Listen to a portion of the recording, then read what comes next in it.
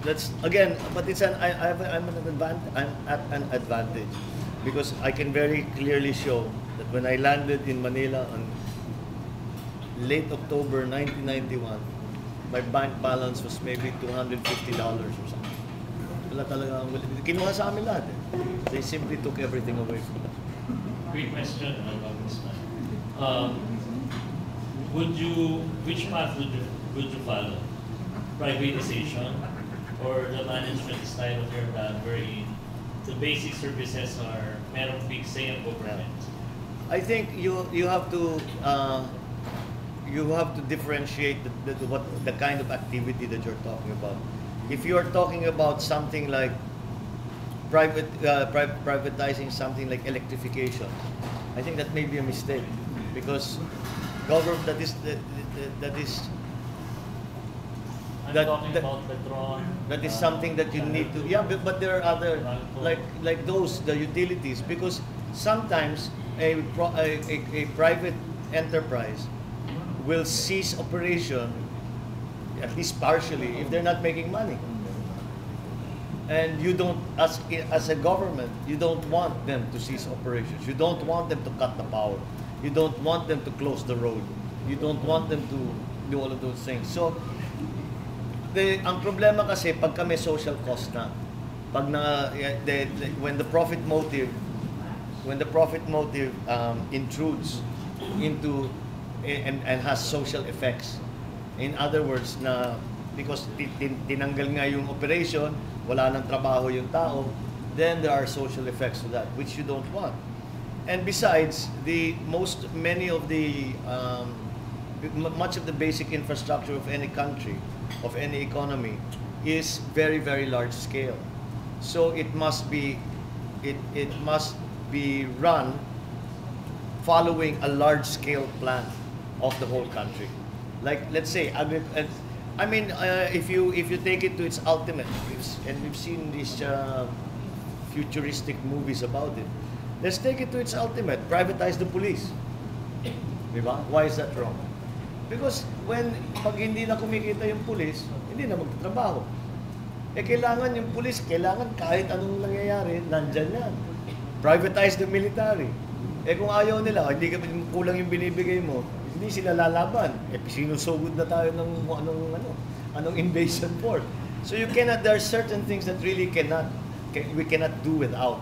So in short, you would likely follow the model of that, where the government will now nail down, like for example, sa oil companies, right? I think, look back in the oil companies, what was the solution to the problem of the fluctuating price of oil? It wasn't to privatize and it wasn't either to nationalize them. What was created was the energy reserve fund, wherein a certain number of pesos per gallon that was bought went into that fund. And what was the fund used for? Ito yung OPSF. OPSF. The fund was used for, pag mababa ang presyo, we buy a lot of oil. Pag mataas ang presyo, we release the oil, or we subsidize the buying of oil. So that the consumer, the ordinary citizen, ang tingin niya sa oil price, pare-pareho. NFA. Why was NFA created? And this is one of the worst things that ever happened. NFA was created to stabilize the price of palay. Yan ang buhay ng NFA. And what they did, pagka harvest time, bumibili sila ng maraming palay, nagsa-stockpile. Pagka tag-araw, walang palay, tumataas ang presyo, magbibitaw ng stockpile para pababain ang presyo. Yung consumer, nakikita niya, pare-pareho yung presyo. That's what NFA used to do. It was supposed to do. What does NFA do now? Import rice. The exact opposite of what they were created for. So, there are things that need to be done. Simply because the market, financial markets are not perfect. And if you leave it to a completely laissez-faire, the Thatcher type of idea, the Reagan type of idea, maraming nagiging kawawa. Maraming namumulubi, maraming homeless, maraming walang trabaho, maraming hindi mapakain ng pamilya. But that's because the market decides simply on a financial basis. Government should not decide on a financial basis. Government should decide on a social basis. that lahat ng mainstream natutulungan at wala rin ang disenfranchised. Kahit yung disenfranchised, yung mga marginalized, natutulungan pa rin. So, the markets, the financial markets are good only to a certain extent.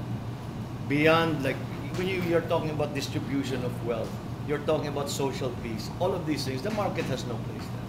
So, if those are the elements that you are trying to address, then I think the job of government becomes more prominent and the job of private enterprise becomes less so.